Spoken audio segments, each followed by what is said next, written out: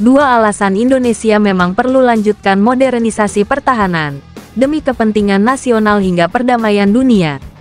Masih menjadi perdebatan apakah pemerintah perlu menggenjot anggaran pertahanan di tengah keterbatasan fiskal anggaran. Seperti pertanyaan juru bicara Menteri Pertahanan, Dhanil Ahzar yang mengungkap anggaran pertahanan Indonesia. Anggaran pertahanan kita di tahun 2023 hanya 131 triliun dan 30 triliun dipakai untuk pengadaan alutsista, ucapnya di Radio Republik Indonesia, rri.co.id pada tanggal 9 Januari tahun 2024. Sebagai tambahan informasi, pemerintah telah menyepakati kenaikan anggaran pertahanan di tahun 2024 menjadi 139,26 triliun. Anggaran itu dipakai untuk pengadaan, pemeliharaan, serta perawatan alutsista. Selain itu, anggaran itu juga dipakai untuk membiayai kebutuhan lain macam kesejahteraan prajurit, riset, dan pengembangan SDM. Untuk mengatasi keterbatasan anggaran ini, jalan yang dipakai adalah dengan memakai utang luar negeri. Melalui laman resminya, Kementerian Pertahanan Republik Indonesia mengiyakan bahwa belanja pertahanan mayoritas bersumber dari utang pinjaman luar negeri. Kemenkeu telah mengalokasikan dana triliunan rupiah dari pinjaman dalam maupun luar negeri. Untuk rancangan anggaran pendapatan dan belanja negara RAPBN 2018, bersumber dari pinjaman dalam negeri 3,1 triliun rupiah, sementara pinjaman luar negeri sebesar 18,6 triliun, beber Kemhanri pada tanggal 26 September tahun 2017. Kemenkeu sendiri mengakui bahwa pengguna pinjaman luar negeri terbesar adalah Kemhanri, dan mayoritas untuk pembiayaan alutsista. Paling banyak dari Kemhan, dan itu untuk pembiayaan alutsista, terang Kepala Badan Kebijakan Fiskal BKF Kemenkeu, Suhasil Nazara.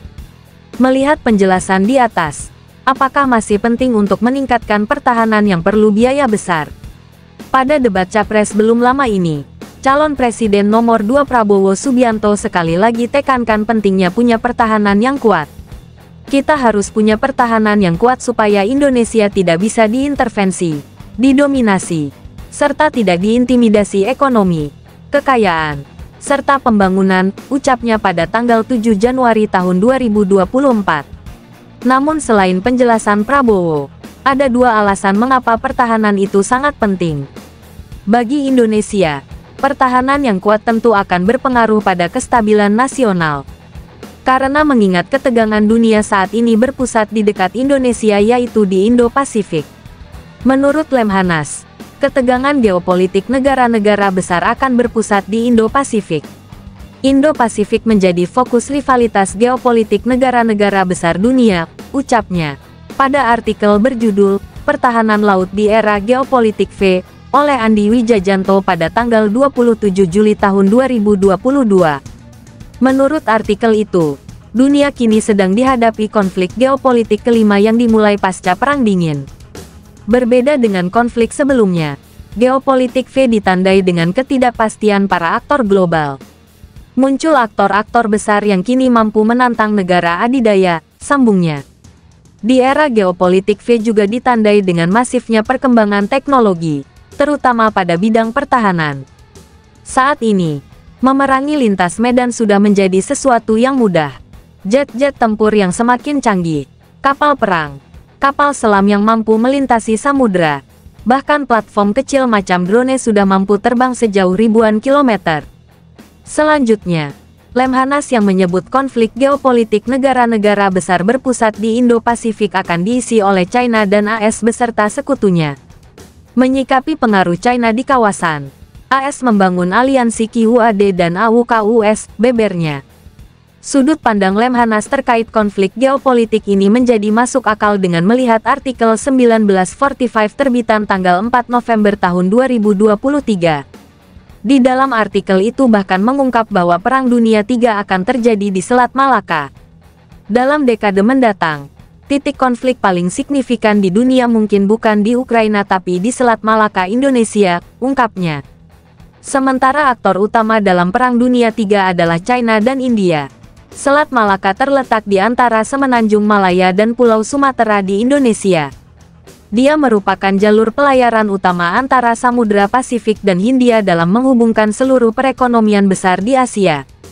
Selat Malaka adalah jalur laut tersibuk kedua dunia dengan 83.000 kapal melintasinya setiap tahun dan 16 juta barel minyak dikirim melewati jalur itu setiap hari. Sedangkan dua perekonomian paling besar di Asia adalah India dan China, dan diyakini mereka akan berebut kuasa akan Selat Malaka. Secara historis, India lebih diuntungkan atas Selat Malaka karena mereka punya pangkalan angkatan laut yang berdekatan di Kepulauan Andaman dan Nicobar. Namun di satu sisi, China juga memiliki kepentingan signifikan di jalur air itu dengan impor besar pasokan minyaknya. Oleh karena itu seperti yang sudah disebut di atas, kedua negara ini akan berebut pengaruh di Selat Malaka. Selain untuk kepentingan nasional, pertahanan Indonesia yang kuat juga berpengaruh secara global. Menurut Defense One pada tanggal 16 November tahun 2023, kondisi pertahanan Indonesia mempengaruhi arah pergerakan global. Kemajuan kemampuan pertahanan Indonesia punya potensi memperkuat tawar-menawar atau negosiasi di kancah internasional. Karena saat ini, negara-negara adidaya macam AS, Rusia, hingga China sedang berkonflik. Para analis percaya, Indonesia bisa mengambil peran di tengah ketegangan geopolitik ini. Di tengah ketegangan ini, Indonesia punya kapasitas untuk meredakan konflik antar negara adidaya. Kekuatan militer Indonesia bisa digunakan untuk membawa perdamaian, dan pemimpin RI bisa manfaatkan kesempatan ini untuk jamin keamanan global, pungkas Defense One.